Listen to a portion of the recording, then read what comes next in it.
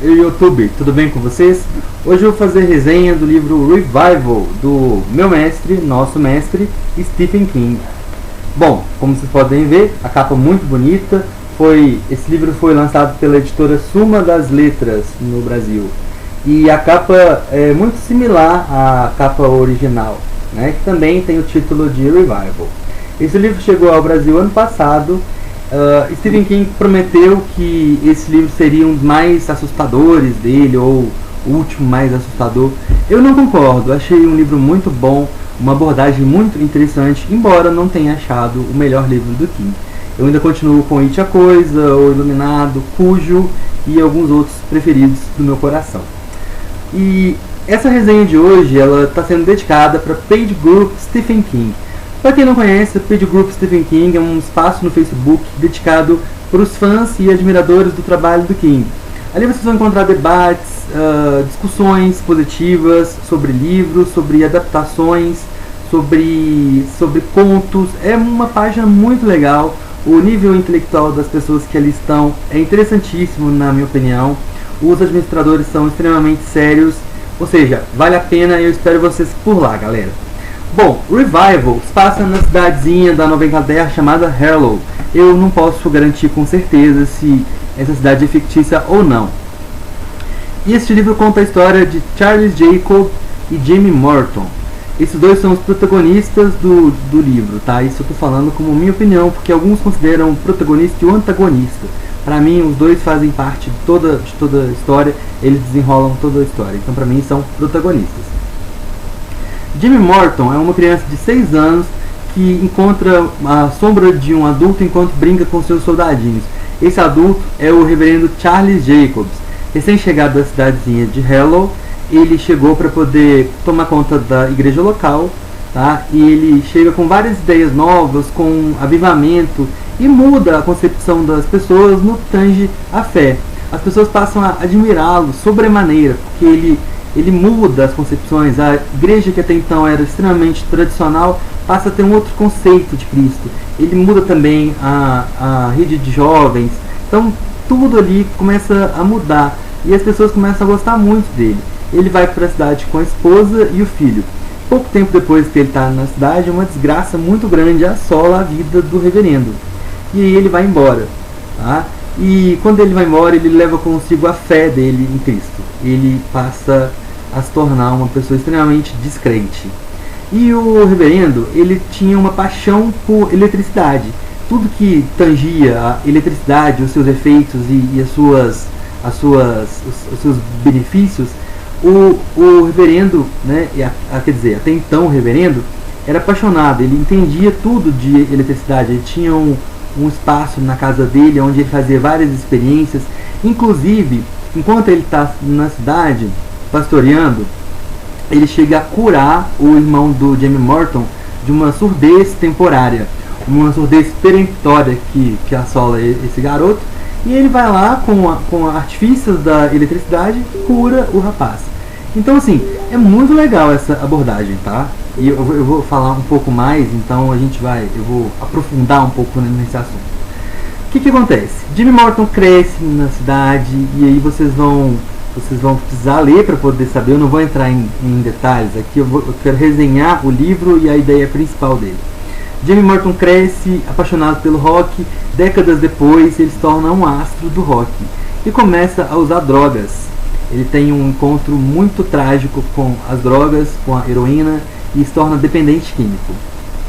Então, ele vai reencontrar o reverendo aos 30 e poucos anos de idade, na fase em que ele se encontra totalmente débil. E aí, quando ele reencontra o reverendo, que não é mais reverendo, ele fala todo o drama que ele sente, o que acontece, que ele é dependente químico, e o reverendo propõe curá-lo através da eletricidade, sem fé, sem estigmatizar religião nenhuma. Ele simplesmente propõe a cura através dos artifícios da eletricidade. E o Jamie Morton aceita a título de experiência, assim, que ele não acreditava 100% nisso. Porém, surpresa, ele se livra do vício da heroína através da eletricidade, tá? Nesse momento, que muito interessante, o Charlie Jacobs está trabalhando em um parque. E adivinha o nome do parque? Joyland. Para quem leu o livro Joyland, que eu achei fantástico, assim, uma história policial incrível, também com um quê de mistério, muito legal. Quem não lê, leiam. Eu não vou falar muito sobre esse livro agora, porque estou falando sobre Revival. E aí o Jimmy Morton é curado, tá? E passa a ser assistente de Jacobs naquele parque ali.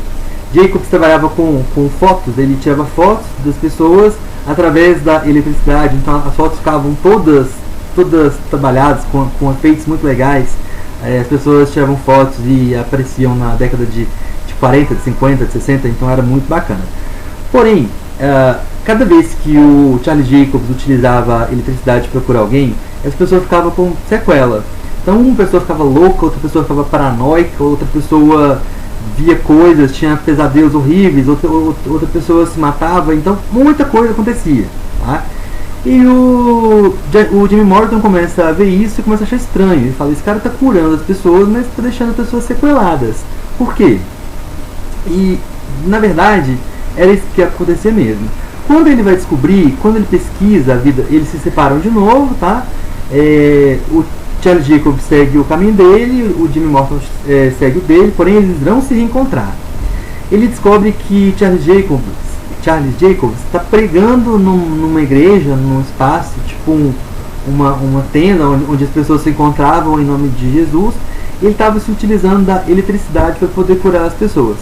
Aí a gente vai descobrir que o Charlie Jacobs estava irado com Deus, ele queria se vingar de Deus. Então, fazendo isso, ele assumia uma posição de Deus. Ele fazia isso com toda a raiva, com todo o ódio que ele tinha pelo que aconteceu no começo do livro, tá? Eu quero que vocês leiam, por isso eu não vou falar qual foi a desgraça que fez com que Charlie Jacobs largasse a cidadezinha. E aí, com toda a raiva que ele tem de Deus, ele começa a curar as pessoas em nome de Deus, tentando provar aí que ele era maior que ele. Então ele se utiliza da eletricidade como um ícone, como um amuleto, sabe? Como se ele dissesse, eu estou aqui, eu estou fazendo o papel de Deus, estou curando vocês da mesma forma que Deus cura, porém eu faço isso com um outro artifício. Ele queria destituir a imagem de Deus, ele queria colocar por terra a imagem que as pessoas tinham sobre Deus. Porém ele não falava isso, as pessoas eram curadas, porém as pessoas iam sofrer sequelas gravíssimas. Então esse livro fala sobre o fanatismo de uma forma geral. Eu vejo, toda vez que eu ligo a TV em canais abertos, eu vejo muitas pessoas se utilizando da fé cristã de forma indevida, vendendo a caneta mágica, vendendo o tapete ungido, vendendo o cabelo de não sei quem, vendendo o sal de não sei onde. Gente, por favor, eu quero alertá-los. Assim, eu vou abrir uma aspa para poder falar. Eu não sei qual a sua fé. Se você é cristão, preste atenção no que eu vou te dizer agora. Jesus Cristo não precisa do seu dinheiro para poder te amar incondicionalmente. Jesus Cristo nunca pediu dinheiro de ninguém. Ele nunca precisou. Jesus Cristo praticamente morria de fome. Ele vivia de ajuda, de esmolas, entre aspas, para poder conseguir instituir a fé dele no alicerce firme. Ou seja, você não precisa de dar dinheiro para ninguém para Jesus Cristo te amar e te abençoar e fazer tudo que ele pode fazer enquanto filho de Deus ou enquanto Deus. Eu não sei qual que é a sua fé, isso não vem ao caso. E esse livro vai tratar disso, ele vai tratar do fanatismo, ele vai tratar daquela linha tênue que existe entre a vida e a morte, porque Charlie Jacobs, quando ele faz isso, ele quer ultrapassar uma linha que é muito tênue, ela é muito sensível, que é a linha entre o homem e Deus, que até hoje ninguém conseguiu decifrar. Então assim, é um livro legal, eu não vou entrar em muito detalhe, porque eu quero que vocês leiam realmente, tá? É um livro muito bacana, eu li em 3 dias, ele tem 376 páginas, é um livro de fácil leitura, de fácil vocabulário e de fácil acessibilidade. Então eu recomendo. Não é um livro de terror, assim, eu não considerei terror, eu considerei um livro bacana. De 0 a 10 eu daria 8, porque Falta muito para esse ser o melhor livro do Stephen King. Então, muito obrigado pela atenção de vocês. Agradeço ainda mais para aqueles que vão se dedicar à leitura dessa obra, que é fantástica. Bom, espero vocês lá na page group Stephen King. E a minha próxima resenha será sobre Salem, que eu estou adorando, quase terminando. Uma ótima tarde para vocês. Bom fim de semana. Fiquem com Deus.